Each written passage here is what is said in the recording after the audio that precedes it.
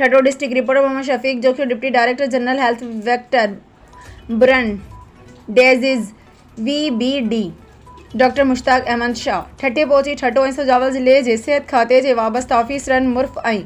NRSP जे टीमुनि सां मकली ते हिकु अहम गॾिजाणी कंदे डॉक्टर मुश्ताक अहमद शाह चयो त ताज़ो शुरू थियल तेज़ तूफ़ानी बरसातुनि जो सिलसिलो जारी आहे। बरसातनि सबबि वबाई बीमारियूं फैलजण जो अंदेशो आहे। उन करे ज़िले सिहत खाते खे समूरियूं कोशिशूं बीमारियुनि खां बचाव जे लाइ सिर्फ़ करणु घुरिजनि। ख़ासि तौर ते मलेरिया, डेंगी ऐं ॿियनि विचरंदड़ बीमारियुनि खां बचाव जे लाइ वधीक कम खे तेज़ करण जी सख़्त ज़रूरत आहे, जीअं अवाम खे सिहत जूं बहितर खां बहितर सहूलियतूं मुहैया करे सघनि, जंहिं लाइ कोशान आहियूं। हिन चयो त अवाम में शऊर बेदार करण जे लाइ मीडिया ऐं ॿियनि वसीलनि खे कुतुब आणे माण्हुनि खे सम्झायो वञे त हू मच्छरनि जे आज़ार मां पाण खे बचाइण जे लाइ मच्छरदानियुनि जो इस्तेमालु करे मलेरिया खां बचाव जी तदबीरनि ते अमल करे पाण खे मच्छरनि खां महफ़ूज़ बणाइनि।